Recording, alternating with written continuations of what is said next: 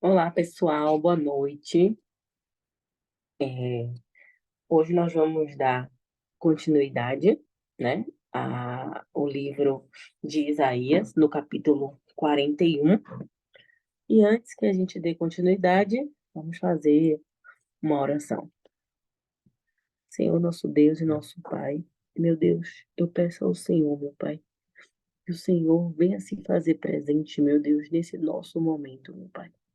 Nesse momento, meu Deus, que nós sacrificamos única e exclusivamente para ouvir aquilo que o Senhor tem a nos dizer. Nós não estamos aqui, meu Deus, para brincar de Bíblia, para trazer ou nos importarmos com fatos históricos, não. Nós estamos aqui para entender o que o Senhor quer falar com a gente, o que o Senhor quer de nós, meu Pai, para aprendermos com a tua palavra, meu Deus. Meu Pai, assim como a mensagem de hoje, meu Deus, que a gente recebe do Pão Diário falava, meu Deus, que para que a gente consiga permanecer, meu Deus, o que a gente tem que fazer é permanecer na palavra do Senhor, meu Deus. Porque a gente permanecendo obedientes à palavra do Senhor, aí sim, meu Deus, é a certeza da vitória. E essa vitória, meu Deus, a gente sabe que não é só a vitória financeira, porque, meu Deus, aqui nessa terra, nós cremos que teremos o melhor dela, mas o nosso prêmio maior, meu Pai, é a nossa salvação.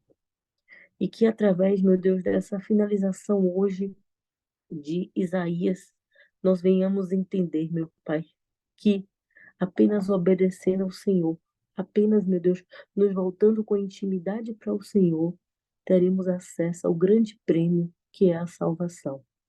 Eu entrego tudo que vai ser feito aqui em tuas mãos, em nome do Pai, do Filho e do Espírito Santo. Amém. Então, né? Só para fazer aqui um resumo um pouco básico, né? Para a gente continuar entendendo em que pontos nós paramos. A gente começou Isaías 41, e aqui a gente está falando do momento que nós escolhemos a palavra como se fosse um julgamento. Um momento onde ali vai estar sendo colocado é, o que Deus faria, né, fará, ou fez com os inimigos de Israel, e, e também tentando convencer ao povo de Israel, mesmo sem precisar, mas ele viu a necessidade, porque o povo naquele momento estava passando por um momento de fragilidade, estava afastado de Deus, como a gente vê no primeiro versículo, e também estava na idolatria. Então ele precisava lembrar o povo que, mesmo depois de tudo que o povo passou, ainda assim ele seria com o povo. E ele, durante aqui o capítulo, ele vem mostrando tudo o que ele faria com o povo. E nós paramos aqui no versículo 16, né? E antes mesmo aqui do 16, eu vou voltar um pouquinho, porque justamente tem esse versículo que é bem importante, que foi um versículo que a gente até bateu muito, que é o 13. Ele fala: porque eu, o Senhor teu Deus, te tomo pela tua mão direita e te digo: não temas, que eu te ajudo. Então, aqui vai ficando cada vez mais claro que ele está fazendo esse discurso mesmo para convencer o povo de Israel que ele vai ser com o povo de Israel, mesmo depois ali da Babilônia, porque, querendo ou não, novamente eles vão ser remetidos a um deserto, e tudo isso já provoca.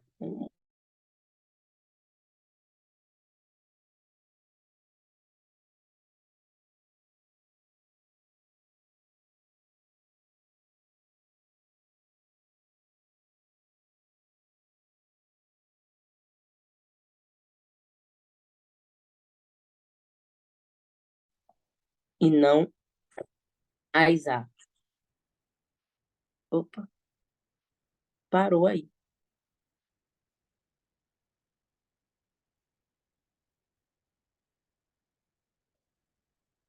Tá travado. Tá travado e tá sem som. Tá travado ainda? Tá travando e E eu tá acho que sem parou de som. gravar. E ainda ficou, e ainda parou. Recovery stop. Espera aí um pouquinho. Deixa eu ver se eu conecto aqui com a do celular 3G mesmo, porque esse lá do hotel não está muito segura. Espera aí, um segundo. Então, né, lendo aqui no o versículo 13, porque eu, o Senhor teu Deus, te tomo pela tua mão direita e te digo, não temas, que eu te ajudo. Né? Então, aqui a gente já vê que o próprio Deus está garantindo ao povo, está garantindo que ele vai ser com o povo, que não é para o povo se preocupar. E aí, no 14, ele vem já mostrando para o povo que o povo é submisso a ele, que o povo é pequeno em comparação a ele, mas que ele vai te ajudar, que ele vai ajudar ao povo. E assim, e aqui, quando a gente vê até essa questão aqui do povo estar sendo pequeno, ou vermezinho de Jacó, povozinho de Israel, também assim, me parece muito que é a condição espiritual do povo naquele momento. Porque, de fato, naquele momento, o povo estava longe, distante de Deus. Então, eles também representavam o nada. Porque a Bíblia fala que com o Espírito Santo nós temos tudo. Mas sem o Espírito Santo, nós não temos nada. Então, para mim, essa parte mostra também a condição espiritual. E aí ele vai continuando, aqui a gente já passou, mas eu só estou dando uma relida para a gente voltar ao contexto a partir do 17. No 15º, né, no versículo 15, eis que farei de ti um trilho cortante novo, armado de lâminas duplas. Os montes trilharás e moerás, e os outreiros reduzirás a palha. Tu os padejarás, e o vento os levará, e redemoinhos os espalhará. Tu te alegrarás no Senhor, e te gloriarás no Santo de Israel. Aqui, inclusive, foi quando eu levantei um questionamento, porque eu fiquei até na dúvida, mas ficou bem claro que o povo ele vai ficar tão feliz, o povo vai ficar tão grato ao Senhor, porque da forma que ele vai livrar, né, eles dos inimigos, que ele vai glorificar o nome do Senhor, ele vai dar glória a Deus por tudo o que ele tem feito a Israel. E aí a gente continua aqui no versículo, de fato, versículo 17. Os aflitos e necessitados buscam águas, e não há, e não as há, e a sua língua se seca de sede. Mas eu, o Senhor, os ouvirei. Eu, o Deus de Israel, não os desampararei. E aqui, é claro que é impossível a gente passar por esse versículo sem fazer uma comparação sobre essa água, que a gente sabe que essa água em si não representa apenas uma sede física, não é a água apenas de beber. O povo naquele momento estava padecendo de fome, de sede, fisicamente falando? Sim, com certeza.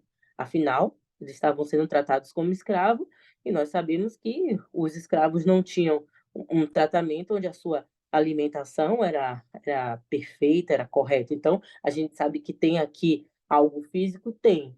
Mas o mais importante aqui desse versículo é quando ele traz a questão mesmo espiritual, essa sede, essa água representando até mesmo um Espírito Santo, porque ele estava ali querendo, o povo precisava se tornar uma fonte a jorrar. Só que naquele momento eles tinham sede do Espírito Santo, eles não tinham a presença de Deus, eles estavam distantes de Deus, eles estavam misturados com outros povos, com outras culturas, com outras crenças.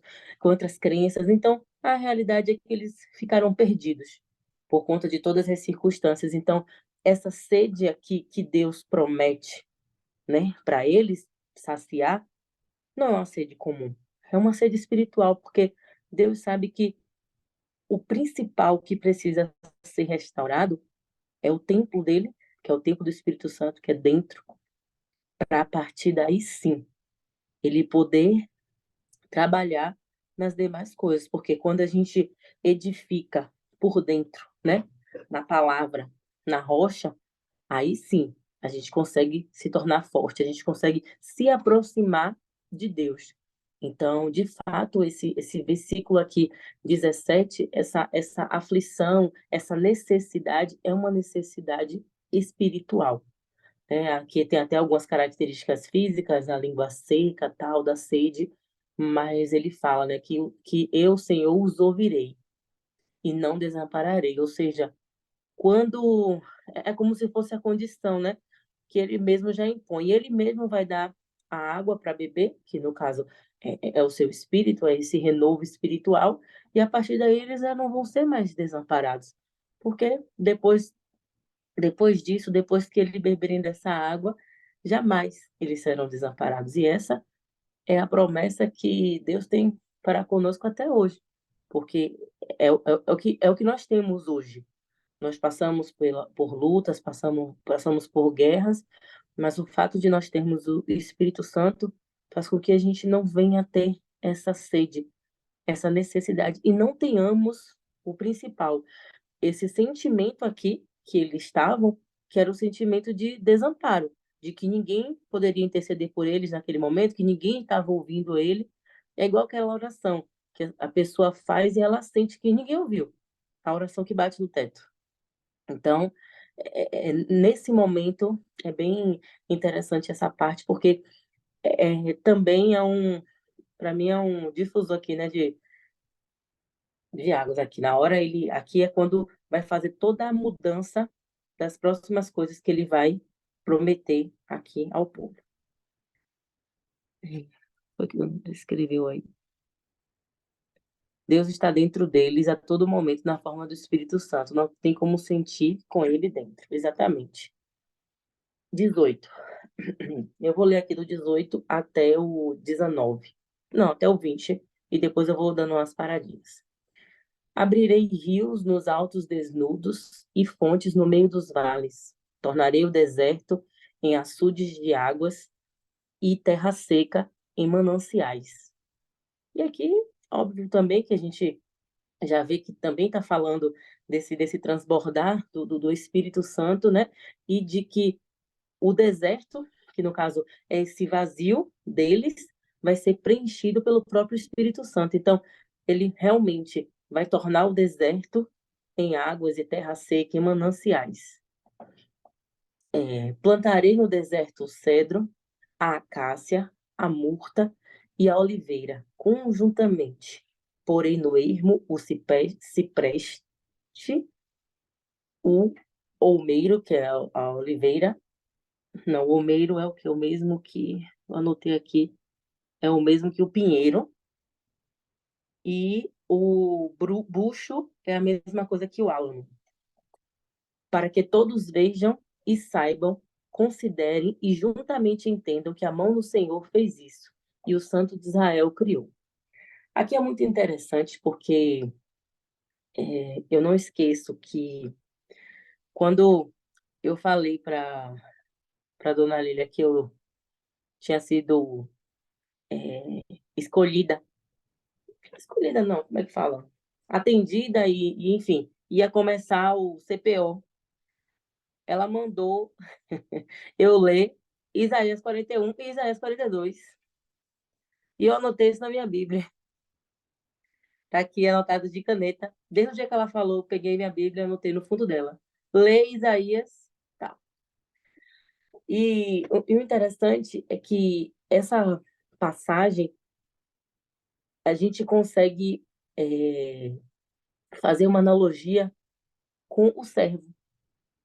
E aí ela até escreveu que a terra, tá aí no inbox aí, nos comentários, que a terra aqui representa o coração. E a terra também pode representar a terra como o planeta Terra, as pessoas, no caso, a seara, né?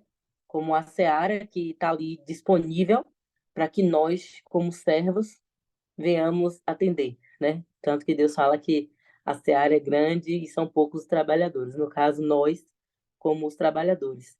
E aí, a cada planta que Deus fala, cada árvore que Deus fala que vai plantar aqui, traz esse significado. E, claro que não é nenhuma coincidência, até porque a gente já sabe que todas as vezes que aparece esse número 7 na Bíblia, que traz o número da perfeição, que é o número da perfeição. Então a gente já sabe que vai trazer algo bem espiritual e algo que tem uma representação muito importante para Deus. E a gente vê que são 7 árvores que ele traz aqui. Ele começa falando do, do cedro, depois, aqui no 18, né?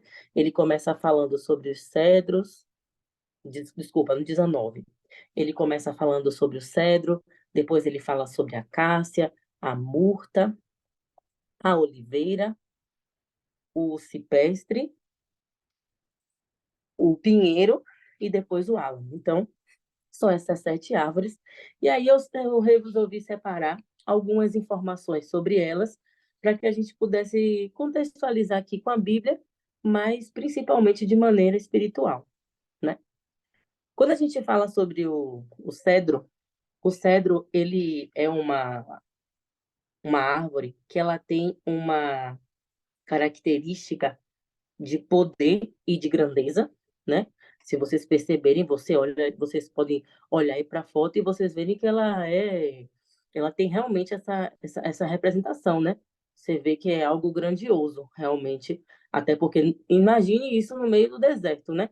Ou seja, imagine isso no meio da seara, no meio do povo. Então, justamente, ela tem essa característica. E também ela tem um crescimento que ele é um crescimento ele é um crescimento contínuo, ou seja, ela não para de crescer, e isso representa o que como servo?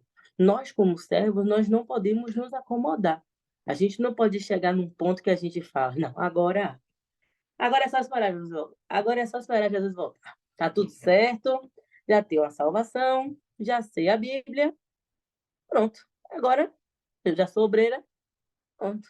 Agora é só esperar Jesus voltar e tá tudo certo. Não, justamente esse cedro ele vem representando essa continuidade, que a gente nunca para de crescer, de evoluir espiritualmente. Cada experiência que a gente passa serve para isso.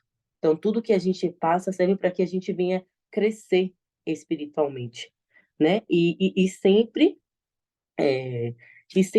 crescendo, claro, mas de uma maneira que agrade principalmente a Deus. Por isso esse crescimento espiritual. E eu acho que não é à toa, né, que fala sobre, começa com o cedro, porque o crescimento dele, eu estava dando uma olhada nas características mesmo da árvore, não é um crescimento rápido. Ele cresce, mas ele cresce aos pouquinhos. E a gente também. A gente está ali, primeiro a gente vai compreendendo o que é a obra de Deus, como funciona a palavra de Deus. Aí, de repente, você vai tomar uma atitude, você se batiza, mas não que isso tenha que ser devagar, claro que não. Você pode chegar ali, tomou uma atitude, se batizou e acabou. Mas a evolução dentro de nós, aí sim, essa evolução, ela vai acontecendo aos poucos, até Jesus voltar ou para todos nós, através do arrebatamento, ou para cada um, né? De acordo com o seu tempo, no seu momento. Se vocês puderem, abram em no Salmo 92, por favor.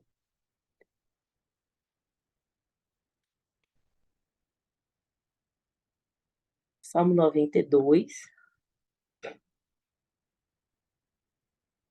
no versículo 12, fala o seguinte: o justo florescerá como a palmeira, crescerá como o cedro no Líbano. E aqui a gente vê, né, realmente essa confirmação dessa característica que é o crescimento, que é justamente esse crescimento espiritual, que para mim é a principal característica dessa árvore. Pode falar, dona Lília. Interessante que no texto ainda que você pegou lá em Salmos, você leu o 12, o 13 aponta para justamente isso aí que você está falando. Não apenas de árvores plantadas no deserto. É realmente a constituição de um povo espiritualmente preparado para servir a Deus. Aí no verso 13, Salmo 92, 13 está assim: aqueles que são plantados na casa do Senhor florescerão nos átrios do nosso Deus. Então, se você imaginar na casa, você já vai imaginar a igreja, né? Mas é muito mais que a igreja, na casa do Senhor.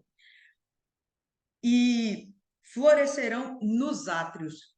Então, quando você vê os átrios, você imagina aquele lugar onde existem inúmeros servos, né? Está lá no altar o sumo sacerdote, nosso pastor, sumo sacerdote, né? Jesus, e nos átrios estão uma gama de outros servidores do templo, né? De os obreiros, os evangelistas e por aí vai. Estou tentando contemporizar essa informação para a gente, mas sem títulos, sem cargos. Cada um que é formado filho de Deus, ele tem essa obrigação de florescer nos átrios, tem que dar fruto. Esse fruto não tem como não ser a geração de novas almas para o reino de Deus. Enfim, é a casa do Senhor, né? Então a gente está falando de algo realmente bem mais amplo.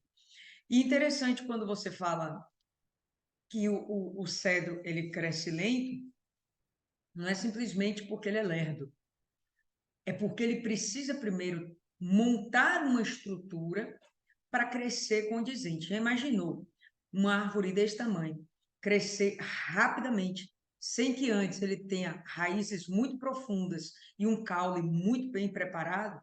Você vai observar aí na figura esse caule, ele é extremamente grosso, né?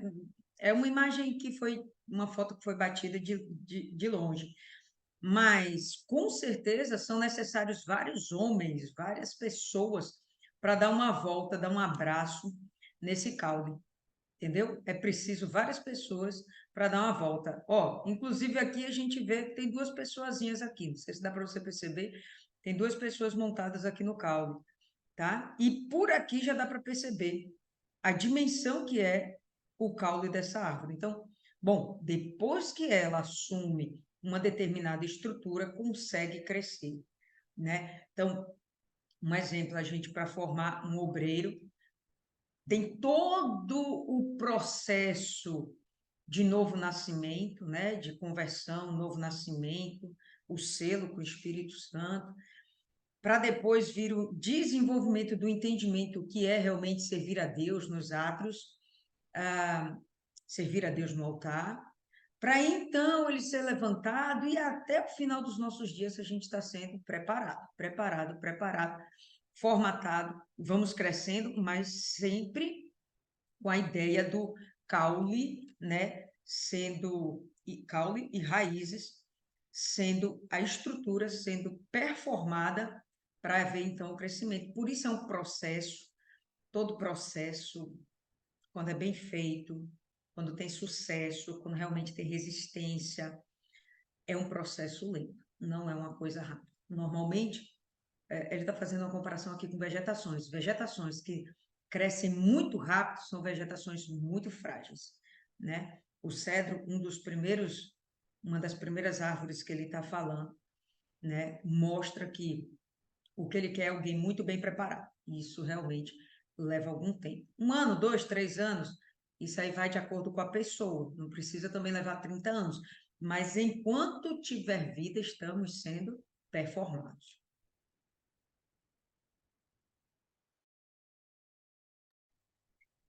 Aí, dando continuidade a essas 7 árvores, vem agora aqui a árvore que é a acácia, né? A acácia, a principal característica dela, que a gente já sabe, que é que com ela foi quando Deus ordenou lá a Moisés, né, que fosse construído o tabernáculo com a madeira de acácia. Só que a madeira de acácia, para esse texto aqui, ela tem umas características muito importantes. Primeiro, é que ela é uma madeira que ela tem muita resistência. E aí, não é à toa, né, que o texto, ele vem como se fosse com uma ordem, né? Trazendo uma ordem. Porque, primeiro, é, a gente vem com o cedro, que o cedro, justamente pela característica citada aí por Dona Lília, que ele nasce devagar, justamente para criar essas raízes profundas, que são raízes que no primeiro vento não vão cair, não vão desistir, assim como nós, né? Que no primeiro problema nós não vamos desistir de seguir o caminho do Senhor, e por conta disso a gente cria essa resistência.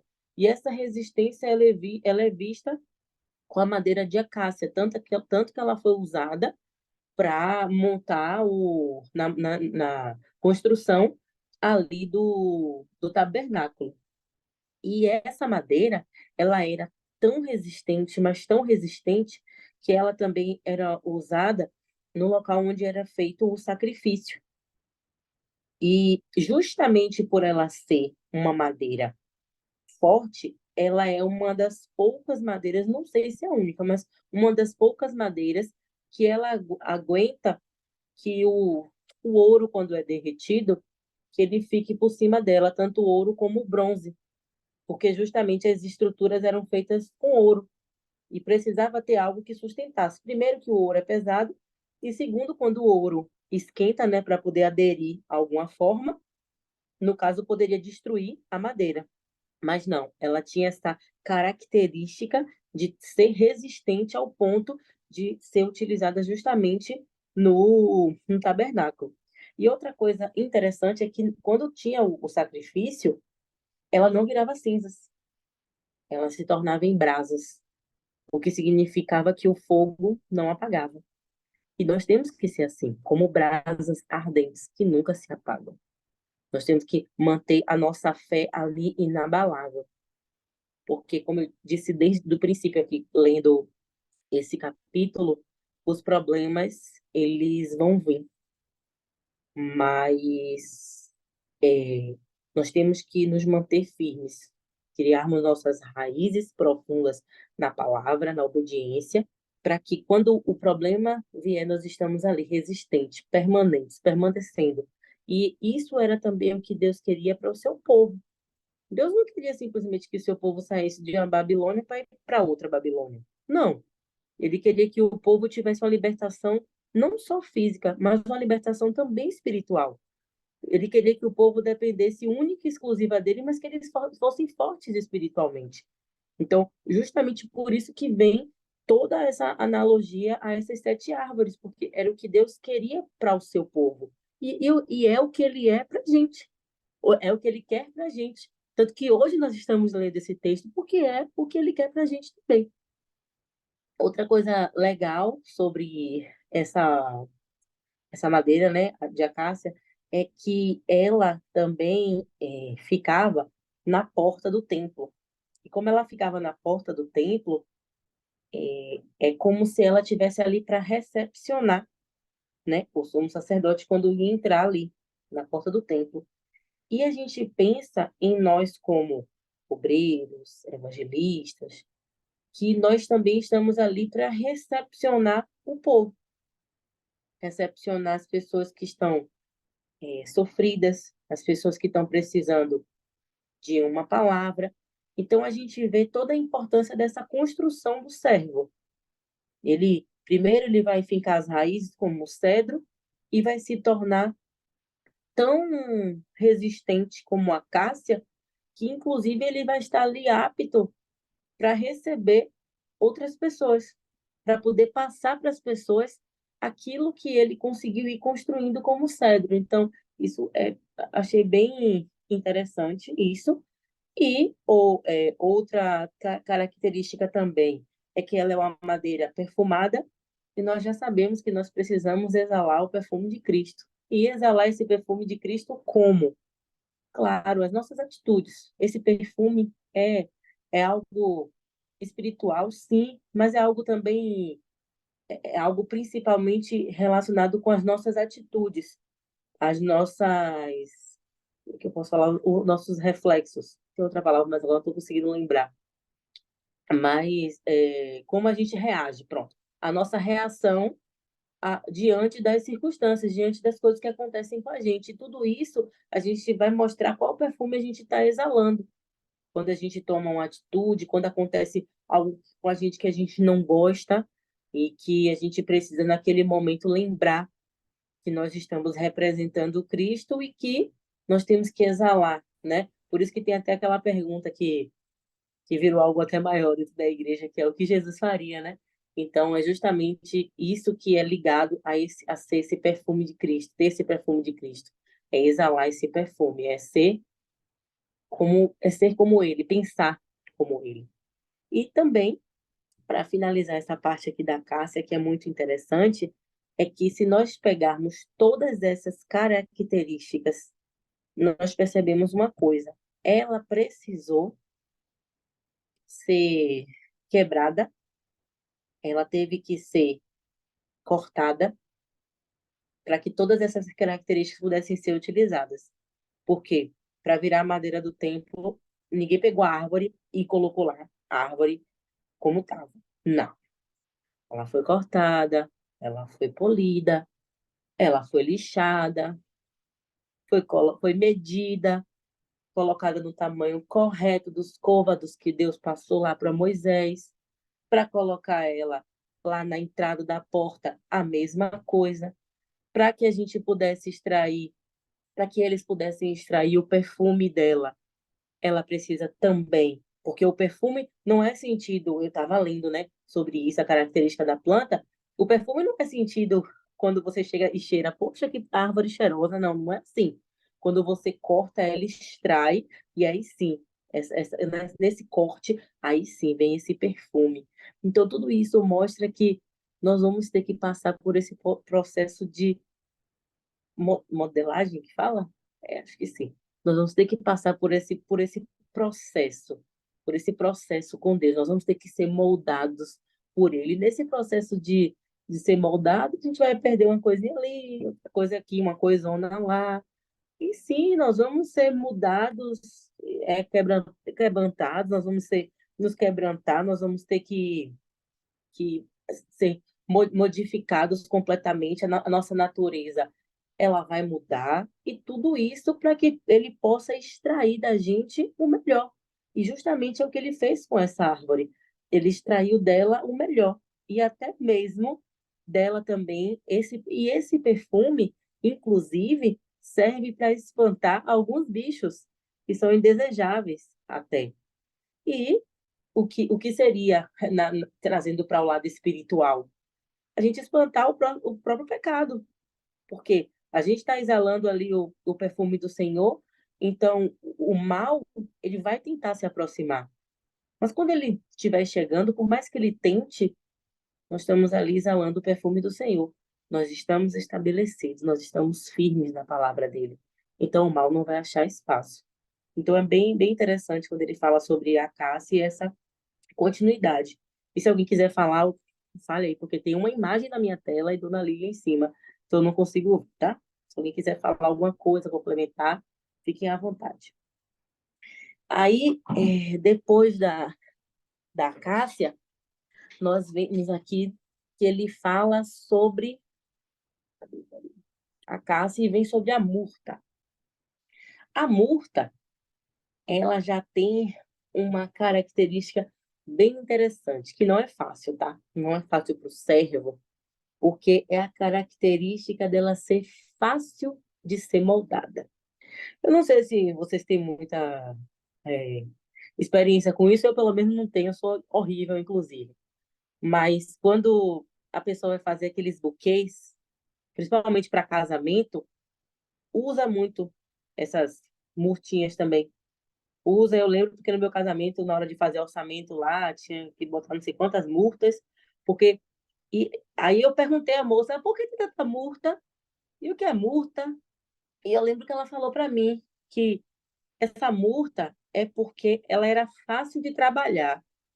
Aí agora me veio, né? Opa, é aquela pessoa que Deus pode contar com ele porque ele é fácil. Quando ele fizer assim, Olha, hoje eu vou precisar de você em tal lugar para evangelizar. Não vou, sim, senhor. Não, vai arrebentar.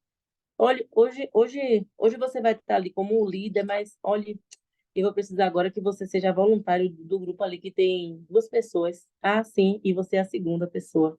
Ou seja, só tem duas mesmo, tá? E a pessoa vai dizer, não, sim, senhor, eu vou. Eu vou sim, porque eu sou fácil de ser moldada, eu me adapto em qualquer lugar. E essa era uma das principais características, né, da murta. Além disso, a murta, ela também exala um perfume. Ela tem um perfume, só que para exalar esse perfume, mais uma vez, ela precisa ser triturada, ou seja, precisa ser moldado, ou seja, a gente precisa diminuir até desaparecer para que Cristo venha aparecer em nós, para que o perfume dele seja isso que venha exalar, não a gente, mas o perfume dele. Então, mais uma vez, a gente vê que é a continuação da construção do servo, né? Ele como cedro, enraizando na palavra sua base, ele como madeira de acácia, representando ali uma força, e agora como murta, ele se mostrando que é algo mudável, algo fácil, algo que Deus não vai ter aquela dificuldade de falar, poxa, já falei com não sei quem 1 milhão de vezes, ela não vai. Meu Deus do céu, não, não vá por esse caminho, fulano. Mas Deus é que não é Senhor, não. Então, já a multa ela é moldável. Ó, multa, hoje você vai ficar aqui, vá por aqui. Ela vai dizer, não, sim, senhor.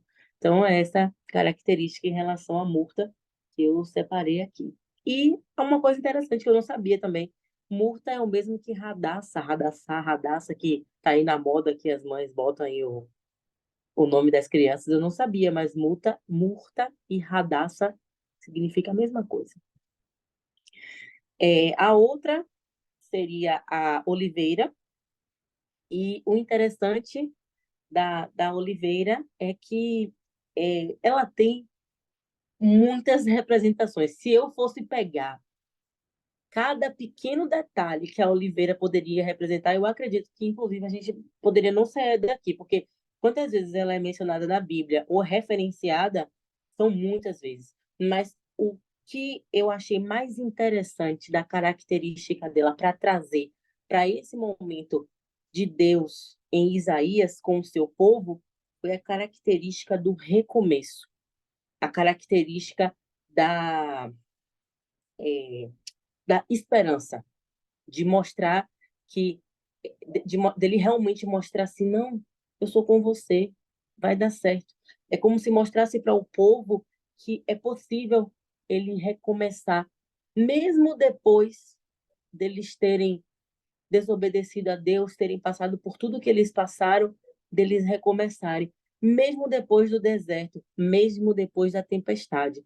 E por falar em tempestade, vamos abrir lá em Gênesis no versículo, desculpa, no capítulo 8,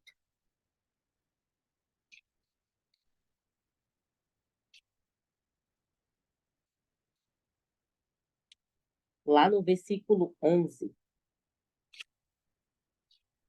À tarde, vou começar aqui do 8, senão não vai dar muito para entender, não. Depois soltou uma pomba para ver se as águas teriam já minguado da superfície da terra. Aqui só para dar um norte, né? Que todo mundo sabe, mas aqui é a parte onde Noé solta uma pomba para eles terem uma noção se já tinha acabado, né, a tempestade, as águas já tinham ido e se já tinha terra seca para ele poder sair da arca. Enfim, mas a pomba, não achando onde pousar o pé, tornou a ele para a arca, porque as águas cobriam ainda a terra. Noé, estendendo a mão, tomou-a e recolheu consigo na arca. Esperou ainda outros 7 dias e de novo soltou a pomba fora da arca. À tarde, ela voltou a ele, trazendo no bico uma folha nova de oliveira. Assim entendeu Noé que as águas tinham minguado sobre a terra. E aqui a gente eu consegui enxergar como essa renovação, né? Porque foi isso que Deus queria fazer da terra, né? Eliminar os pecadores e recomeçar. Então, para mim também aqui é um recomeço para aquele povo que depois de terem criado essas raízes com Deus e terem mais intimidade com Deus, eles vão recomeçar. E quando eles recomeçam, uma outra característica da oliveira são os seus frutos. E justamente essa importância de que, a partir do momento que eles estão ali firmes, que eles estão recomeçando, vai começar a vir os frutos. E os frutos que a gente já sabe, que os frutos vêm através do quê? Da obra, né? Através das almas que a gente conquista para o Senhor Jesus, do nosso trabalho, das nossas atitudes, esses são os frutos. Então, para mim, hoje, em relação à oliveira, essas seriam as características que se adaptam para esse momento aqui. Se alguém tiver mais alguma informação a acrescentar sobre a oliveira, pode trazer, porque eu sei que realmente ela tem bastante coisa. Caso contrário, eu vou seguir aqui, hein? A outra seria o pinheiro. Não, desculpa. É a Cepreste. Meu, que negócio com nome difícil. Cepreste. Feia, eu acho, né? Enfim, os dois nomes são ruins mesmo. Essa daqui, Cipreste. como é? Cipreste. Cipreste. Ou Pronto. faia. Ou faia, isso. Eu prefiro faia. Essa daqui, ela já representa o quê? A resistência. E além da resistência, ela também representa a longanimidade, né? Ou seja, algo que vai durar por muito tempo, algo que é eterno.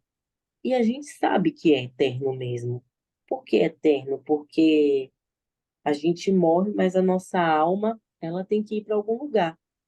E quando a gente fala em eterno, eu só imagino nós com o Senhor Jesus, com Deus, porque não tem outra opção para a gente. Então, esse cipreste, desculpa, gente, mas tá um pouco difícil. Ele representa essa resistência. Então, quanto mais a gente resistir diante das circunstâncias, diante dos problemas, a gente não vai esfriar na fé. A gente não vai dar espaço para o mal levar aquilo que a gente batalhou tanto, que é principalmente o Espírito Santo. Então, se a gente tem o Espírito Santo, é o nosso selo, é a nossa garantia da eternidade. Da eternidade com quem? Da eternidade com Deus. Não tem outra opção aqui. E aí a gente tem aqui, eu separei aqui dois capítulos que falam um pouco sobre essa árvore, que é em Oséias 14,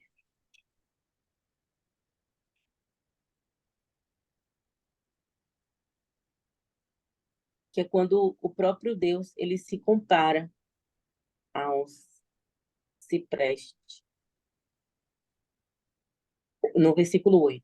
Ó Efraim, que tenho eu com os ídolos? Eu te ouvirei e cuidarei de ti. Sou como o cipreste verde, de mim.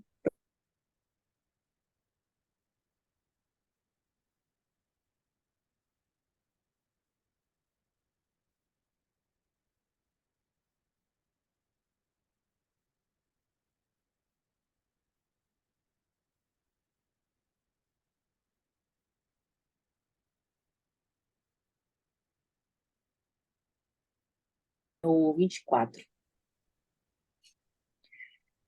Por meio dos seus servos, afrontaste o Senhor e disseste: com a multidão dos meus carros subi ao cimo dos montes, o mais interior do Líbano. Deitarei abaixo dos teus altos cedros e os ciprestes escolhidos. Chegarei ao seu mais alto cimo, ao denso fértil pomar. E os ciprestes escolhidos, eu até peguei outras passagens, mas não sei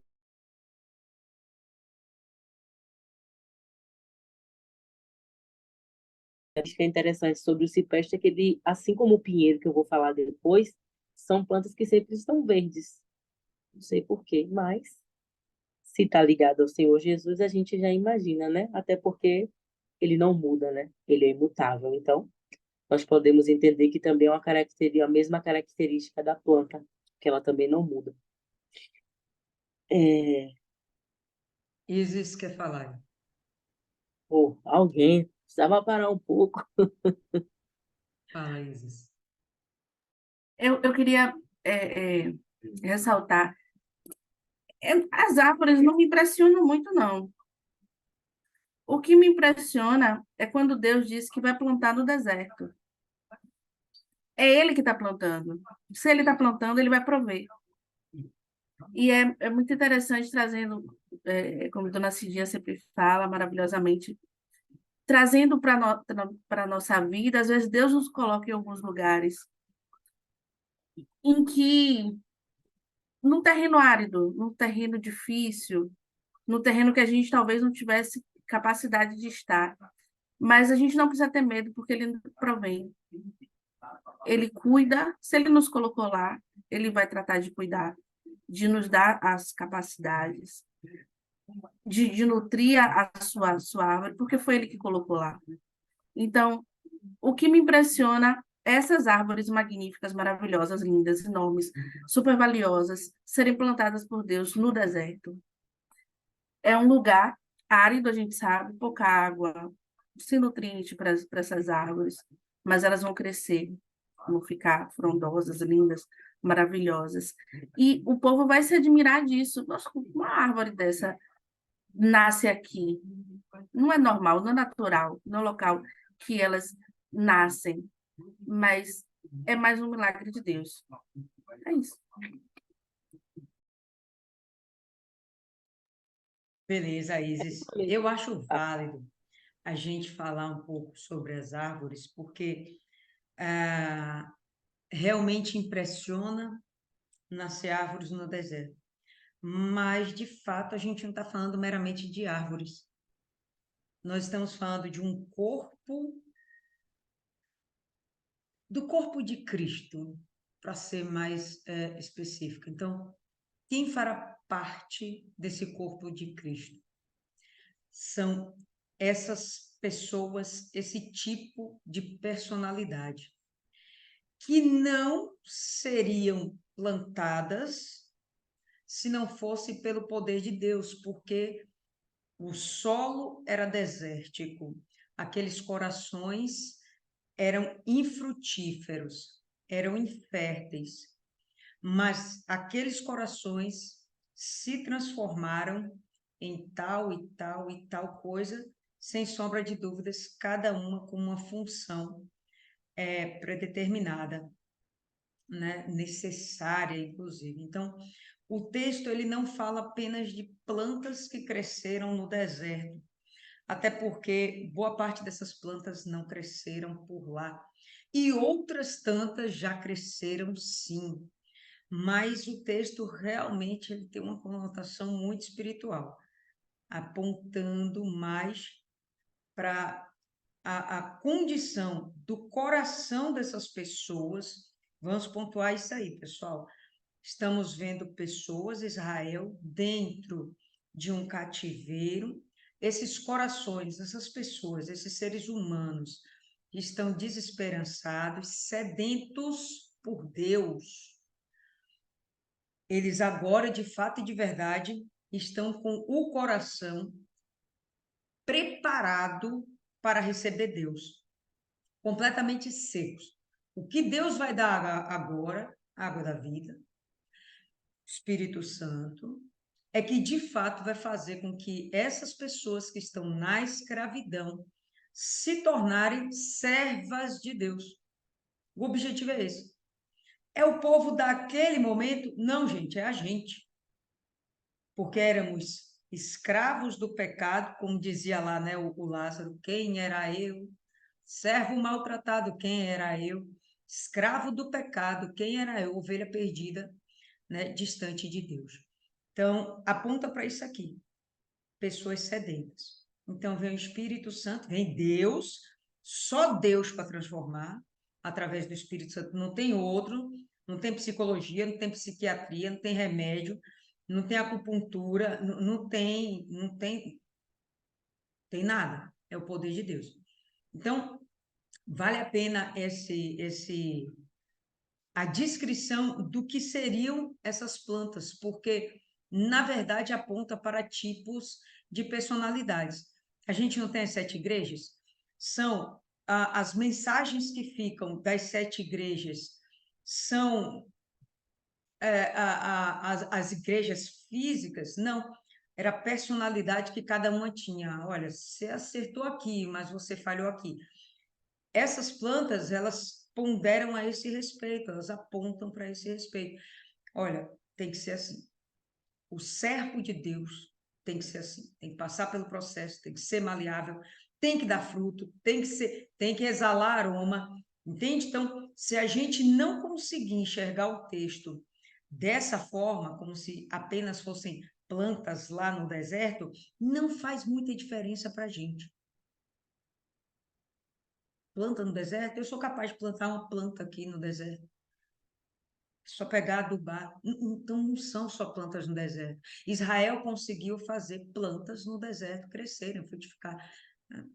Não, não é só isso. O que ele está falando é de um povo que agora vai ser formado e forjado com um caráter muito firme. Eu já falei, vou repetir. Depois desse evento, Israel nunca mais se tornou idólatra. Nunca mais. Tá? Eles entenderam que eles tinham que ser forjados com esse tipo de caráter para que pudessem servir a Deus, entende? Se a gente for pela visão física do texto, a gente vai estar diminuindo a magnitude que é essa leitura, entende? Então, eu acho que vale a pena aí concluir a parte das árvores e dá para a gente concluir o texto ainda hoje, com certeza. Segue aí, Paulo. Até porque, para aquela época, esse tipo de planta nascer no deserto, realmente, aproveitando o que Isis falou, porque tudo a gente aproveita, realmente é algo que para o povo mostrava que era a mão de Deus que fez isso. Eles conseguiram considerar. Mas no tempo de hoje, já não é algo que chama tanta atenção, porque são árvores que são consideradas hoje árvores do deserto. Então, hoje, essa planta ser cultivada hoje no deserto já não é. Então, para aquele tempo, dava sim para considerar, talvez, né, isso aí que Isis falou, mas para o tempo de hoje, a importância maior, eu acredito que é na construção do servo. Porque aqui a gente traz mesmo a construção do que Deus espera como servo. O que Deus espera que o servo vai ser. E aí, continuando, a gente vem com o pinheiro, e a principal característica do pinheiro é que ele era uma árvore conífera, e a principal característica da árvore conífera é que ela sempre está verde. Então, ela vive por mais tempo e também ela aguenta altas temperaturas. Então, ela tem mais resistência, porque a folha dela ela é viscosa. Então, é, quando tem muito calor, até por conta mesmo do deserto, ela aguenta. E a gente espiritualizando é que, mais uma vez, está apontando para a resistência. E isso é muito legal, porque Deus fala que no mundo a gente teria aflição, mas que a gente não se preocupasse, que Ele seria conosco. E essas aflições são justamente as coisas que acontecem que a gente precisa ter resistência para a gente aguentar. E se tem uma característica que é basicamente comum a tudo que eu já li aqui, é a resistência. Por quê? Porque a gente precisa disso. Porque por mais que a gente tenha o Espírito Santo, essa característica é a característica que é como se ela fosse mais cobrada. E por que ela é mais cobrada? Porque Deus fala com a gente que do que adianta a gente ganhar o mundo inteiro e perder a nossa salvação. Então, por isso que a gente precisa da resistência. É importante que ele nos tenha preparado como um servo para que a gente venha salvar outras almas. É, mas a primeira alma que a gente tem que salvar é a nossa. E para isso a gente tem que ser resistente. Então, é algo que a gente vem percebendo que durante o texto é reforçado. Durante as características aqui das árvores, é algo que vem sendo reforçado. E aí, se vocês abrirem aqui comigo no livro de Jeremias, no capítulo 17,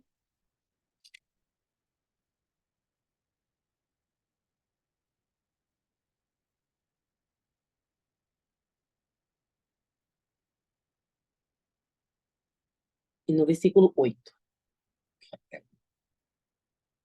Porque ele é como a árvore plantada junto às águas, que estende as suas raízes para o ribeiro, e não receia quando vem o calor, mas a sua folha fica verde. E no ano da sequidão não se perturba, nem deixa de dar fruto. Poxa, isso aqui cara, é a chave isso daqui, porque o texto aqui fala, né, que é, as suas raízes estão sobre a água que eu entendo única e exclusivamente como Espírito Santo, então está sobre, e nós estamos sobre o Espírito Santo mesmo, estamos ali, dentro de nós, quem está ali é o Espírito Santo, nós estamos plantados sobre isso, sobre a palavra, sobre o verbo. E quando vem o calor, quando vem um problema, quando vem a tempestade, a gente não receia. A gente não se importa mesmo. Quer dizer, a gente, claro, nós temos os dias maus, temos. Mas justamente porque nós estamos com as nossas raízes com o Espírito Santo, a gente não receia. E a folha continua verde. Aí, aquela pessoa que você fala assim, que às vezes a pessoa vai ali no altar e fala: hoje a obreira fulana vai dar um testemunho, hoje a evangelista, membro, enfim, qualquer pessoa vai dar um testemunho. Aí a pessoa fala: então, é porque estava acontecendo isso, minha vida, aí todo mundo fica: oi? Como assim? Mas aquela moça chegava aqui, estava indo evangelizar, estava fazendo isso, ou fazendo aquilo, e. Não, por quê? Porque quando vem o calor, ela não receia, e a folha dela continua verde. Ou seja, os problemas não abalam a paz dela, porque a paz dela é interior, justamente por conta do Espírito Santo. E no ano da sequidão, ou seja, no deserto, no momento de aflição, não se perturba e nem deixa de dar fruto. Ou seja, independente do problema que ela está passando, ela não deixa de estar indo buscar almas para Deus. Pô, estou passando por isso aqui, uma privação financeira, problema no casamento, isso e aquilo, mas, poxa, eu não vou deixar de dar aquilo que Deus de graça me deu. Eu vou continuar, eu vou permanecer e ainda vou permanecer dando frutos para Deus, com o meu comportamento, mesmo às vezes a gente, poxa, passa por momentos que a gente está com raiva, que a gente se estressa, é normal, mas a gente não deixa de exalar o perfume quando a gente é levada a um embate, é levada a um momento, né, de estresse, de exposição. Por quê? Porque a gente está plantado ali é, com o Espírito Santo. E esse viver por mais tempo, eu não acredito nem que seja a questão da idade. Eu acho que é a questão de permanecer, mais de permanecer, do que a questão de idade. É porque a pessoa que vai ter Espírito Santo, ela vai viver muitos anos. Não. É mais uma questão da pessoa que está ali permanecendo até o fim. E por último, que entra aqui a sétima árvore, que é o álamo, que é a de avelã, que é a planta de avelã. Esse, esse álamo, ele era muito utilizado para fazer utensílios de casa e também utilizado para dar sombra e, inclusive, pois é, eu também pensei nisso, eu não vou mentir. E ele era utilizado para fazer sombra e utilizado também para fazer algumas varas. E um texto muito importante que foi esse versículo, porque até então eu não tinha compreendido por que apareceu esse álamo aqui, porque para mim só era fazer vara e fazer utensílios de casa, e também era utilizado nas tendas, na época daquela festa dos tabernáculos, né, que montavam ali as tendas, também era utilizado lá. E eu, meu Deus, que é isso? Eu não tinha entendido nada. Eu não consegui espiritualizar. Eu só tinha conseguido trazer mesmo a teoria da coisa. Mas aí, quando a gente vai lá em Gênesis, no capítulo 30,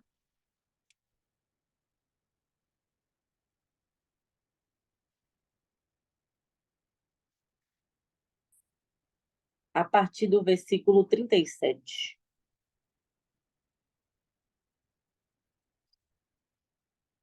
O texto aqui em si, bíblico, está remetendo mais para a questão do enriquecimento de Jacó.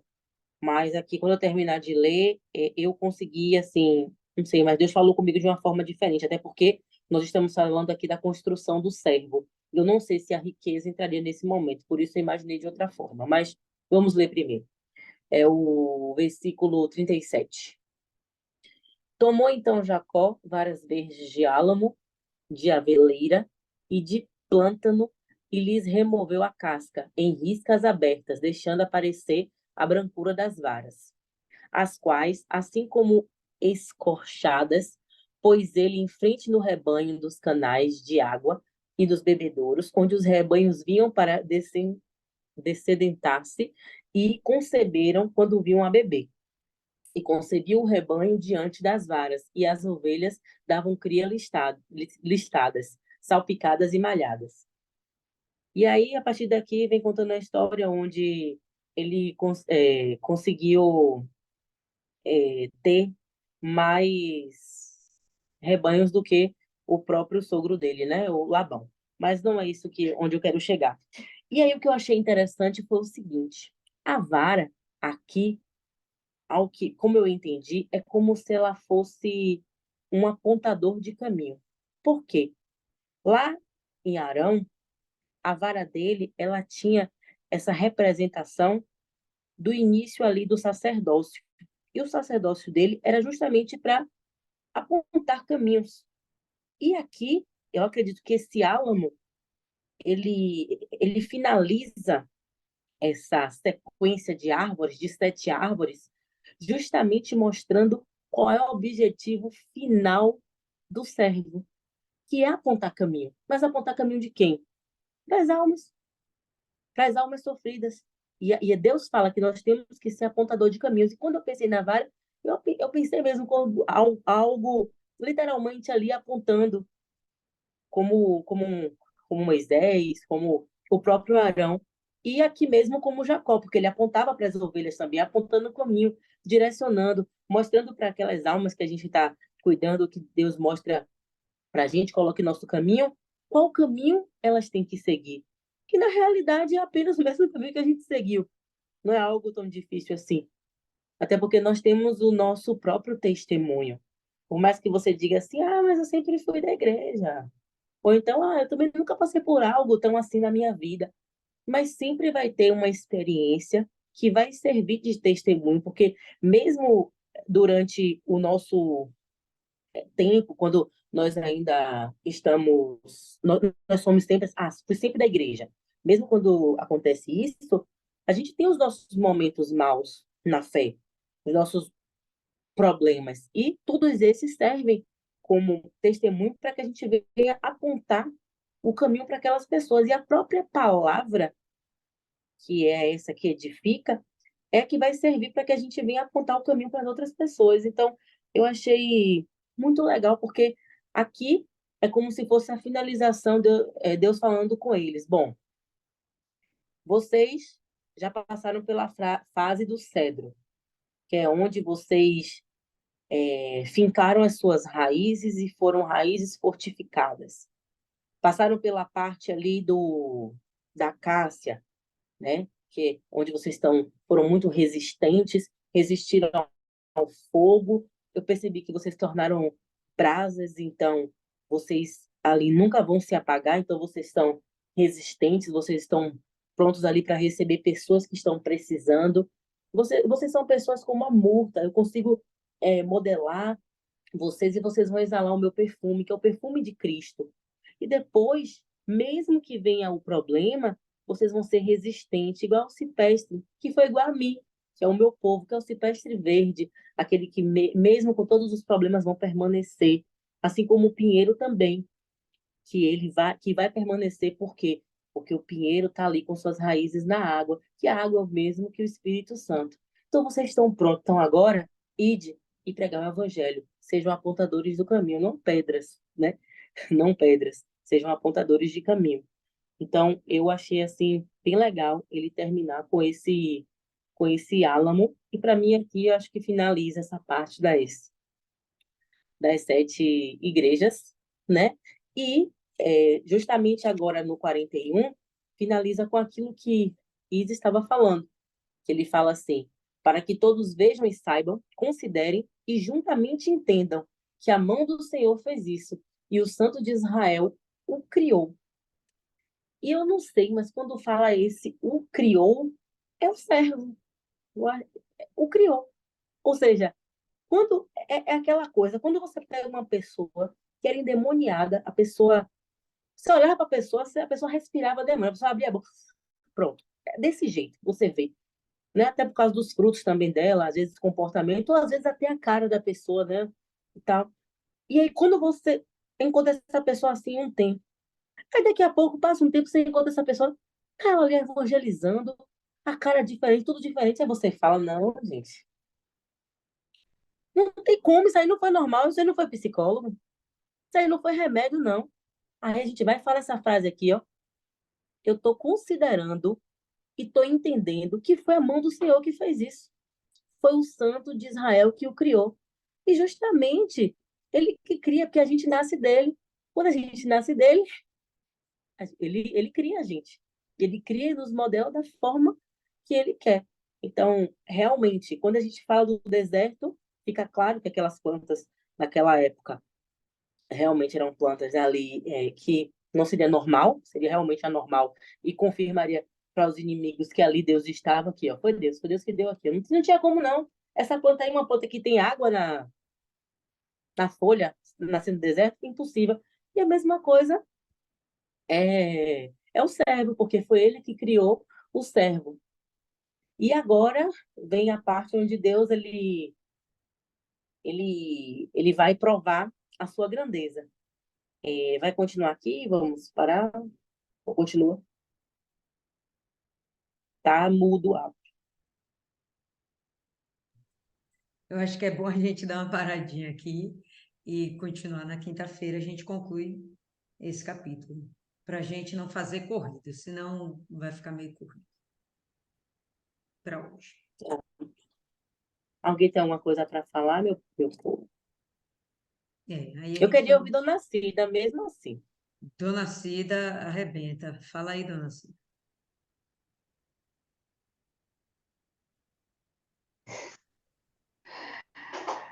Eu não tenho nada para falar, não. Mentira. Aí é fake news, é fake news. É que ela está guardando para falar no final. É fake news, aí não tem conversa. Não tenho, não. Então, Isis vai falar, que está doida para falar aí, ó. Diz ali, Mentira ó. mesmo, mentira. Fala, Isis. Bora, minha advogada. Apresente suas causas. Rapaz, eu vou até abrir o vídeo. Eu tenho um apontamento anotado desde a semana passada. Eu vou pegar lá na curva. E você citou, cadê, meu Deus? Eu espero que Citou. não seja eu, viu? Ah, mas Quase e é aqui? você. E aqui? Mas semana passada? Sim, porque desde a semana passada que você está naquela enrolation, não vamos tocar no assunto. Vai, Isis, direto no ponto. Pô, porque a semana começou segunda. Foi segunda que se reuniu? Não, foi domingo. Domingo. Já era para ter Aí sido você. na quinta passada. Isso aqui, Paloma é demais. Paloma. Não dá pra falar. Você citou 1 Coríntios 7, do 22 ao 24. que é Sim, um versículo escravos que a de galera, Cristo. que esse povo que tem essa teoria aí que a gente é escravo de, que a teoria deles é que a gente é escravo, que a gente é escravo da religião, que a gente é escravo, que a gente não usufrui de todos os prazeres do mundo. Eu vi esse vídeo do negócio da menina, Priscila Alcântara. Oh, meu Deus. Agora ela tá jogada no mundo. Aí tem um cara que faz vídeo que é satanista dizendo que ela era escravo da religião. E eu sempre rebato esse negócio do escravo. Quando Jesus fala que somos escravos dele, é porque éramos escravos do diabo, escravos do pecado, né? E ele nos comprou. Se éramos escravos, nós fomos comprados. E com uma moeda extremamente valiosa que ele nos comprou, com moeda de sangue. Ele deu a sua vida para comprar nossas almas. Então, por direito, somos escravos dele. Ele nos comprou, é nosso dono. Só que, mesmo tendo direito, ele não nos quer escravos, ele nos quer por amor. Tanto que ele quer que nós o aceitamos. Eu sempre achei estranho aceitar Jesus. Como assim aceitar Jesus? Ele já é meu Senhor, meu Salvador, morreu na cruz por mim. Como assim? Ele é o meu dono, porque ele me comprou com a sua vida, com a moeda de sangue. E mesmo assim eu tenho que aceitá-lo, porque não é a relação que ele quer, que a gente vá pela obrigação. Ele quer que a gente vá por amor. Então, quando a gente às vezes, abre mão de algumas coisas, abre mão, renuncia ao mundo, não é por obrigação, não é por escravidão, não é porque eu não estou deixando de curtir, é porque eu amo tanto que, e o meu relacionamento com ele é tão importante para mim, tão valioso, que essas outras coisas não valem nada. Se vai impactar na minha relação com ele, tranquilamente eu consigo abrir mão disso.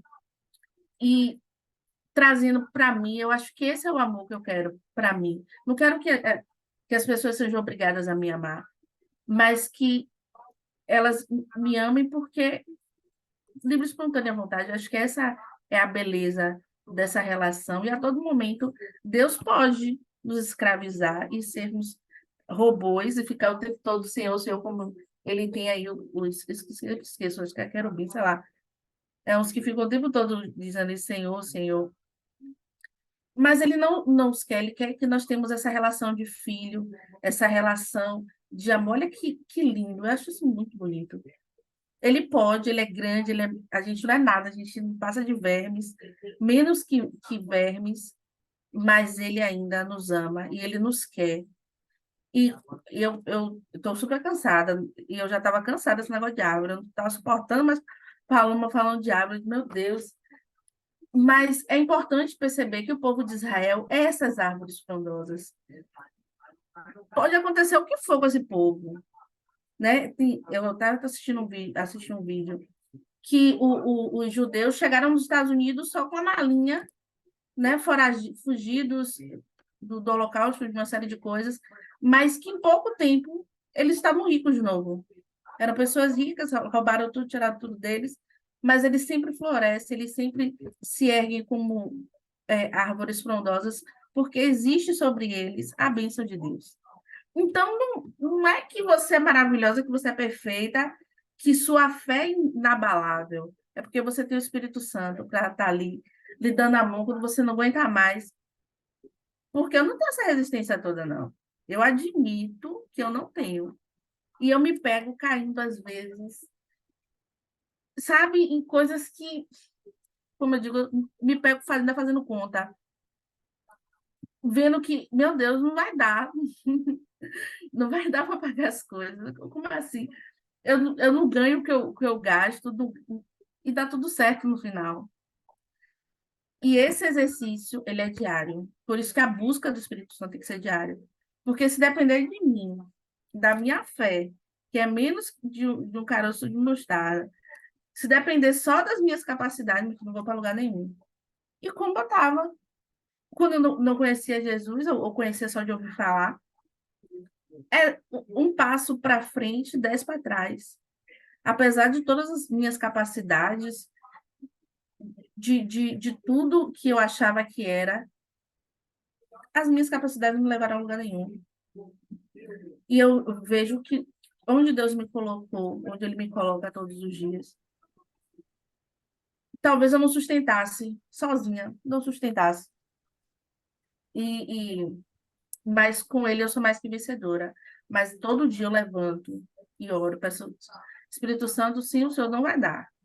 Se for para eu sozinha, eu nem vou, eu nem saio de casa, porque eu sei que não vai dar certo.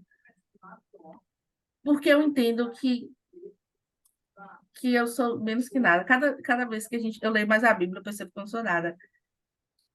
E, e essa realidade, eu acho que é o que mais fortalece a minha fé.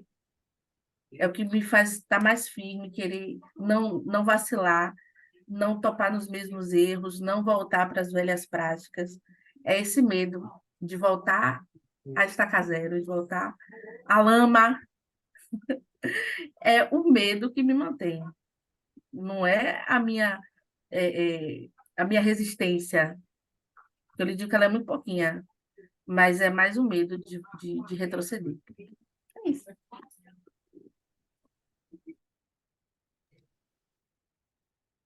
Você tinha uma lista, você resumiu num item só. Eu quero ver o resto dessa lista aí depois, né? Não, foi só isso aqui que ela citou. E o pior é que, infelizmente, não mudou nada, né? Porque a Bíblia continua falando a mesma coisa. Não muda a palavra. Porque ele fala que é para você ir conforme o seu chamado. Se você foi chamada e você era escravo, você vai ser liberta no Senhor. Semelhante a se você estivesse livre, que você vai ser livre, mas vai se tornar escravo do Senhor. E realmente ele dá o livre-arbítrio. Mas como nós escolhemos o caminho dele, a gente se torna escravo dele pelo livre-arbítrio que ele deu, mas a gente escolhe a palavra dele. Aí sim, por isso ele fala que a gente se torna escrava dele. Eu, Sabe que eu sinceramente, tenho não vejo tanto problema medo? nenhum nisso. Sabe que eu tenho tanto medo desse discurso do escravo? Porque parece que Deus é a favor da escravidão. Porque, para mim, escravidão é uma atrocidade. Até há um tempo atrás, as pessoas eram escravos por suas dívidas. Você estava devendo ali, você não tinha como pagar, você tem que ser escravo dela. E Deus abomina isso. Até no Coríntios 22, 24, diz que a gente não deve ser escravo de outro ser humano, De homens, de fato, homem. de homens. E mesmo Deus podendo nos escravizar, Ele não nos chama para ser escravos, nos chama para ser livres. Esse Então, esse termo pode negócio ser de um que pouco que a delicado, gente é mas escravo não me de Deus, incomoda. eu não concordo. Olha E vou só. continuar defendendo a minha tese. Não, Ó, pode defender, porque é um tema realmente delicado, mas não me incomoda. ó, na minha versão, o termo não é escravo. Na minha versão, o termo se chama servo. E para mim não vai fazer muita diferença também o termo usado, porque de fato Deus ele não nos obriga, mas ele espera que tenhamos esse comportamento. O servo tem direito, o escravo tem direito. Então a gente já sabe que não tem direito, né? A gente se faz servo. Então a gente nega toda hora nossas vontades, nossos quereres, para se colocar nessa condição de serva, de servo. Não por obrigação, a gente faz por amor. Isis não está errado. A gente não faz por obrigação. Mas Deus espera isso da gente. Isso aí não tem o que questionar. Deus vai esperar a nossa renúncia. E a gente vai renunciar pelo nosso próprio prazer? Não, a gente vai renunciar para agradar esse Deus. Para mim é uma satisfação, é por amor, é por gratidão. Você pode dar o nome que você quiser, mas o seu desejo está sendo capturado em virtude de você passar a adorá-lo. Próximo capítulo, depois que a gente terminar esse, vai ser o Isaías 42. O título, eu imagino que deve estar assim também na sua versão, o servo de Deus. Não está escrito aí aquele que escolheu a Deus. Está escrito o servo. Capítulo 42 todo está falando do Senhor Jesus. Que até quando ele tinha a oportunidade de escolher, ele se colocou como servo. Se você quiser mudar o termo de escravo para servo, tudo bem, fique em paz. Porque o termo em si é muito, realmente, é carregado, né, de experiências ruins do passado em todo o mundo, porque a escravidão sempre aconteceu. Agora, não muda o contexto, não muda a história de que a gente nega a si mesmo. E quando a gente faz isso, a gente não está sendo verdadeiramente livre. A gente está se colocando dentro de uma condição. A liberdade no Senhor é você poder escolher. Eu escolho servir. Esse servir está embutido na palavra, é servo, é escravo. Eu vou servir. Ponto final. Por isso, vou parar de prostituir, mentir, roubar, matar, mentir, enganar. Vou parar tudo isso. Porque o meu objetivo realmente é maior. E eu não vou fazer isso obrigada. Você está certíssima, Isis. Não vou fazer isso obrigada. Eu vou fazer por amor.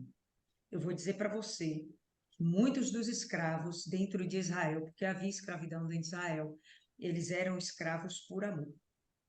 Eles podiam ser livres, eles preferiam ficar lá. Acabavam desenvolvendo afetividade e uma conexão com aquela família.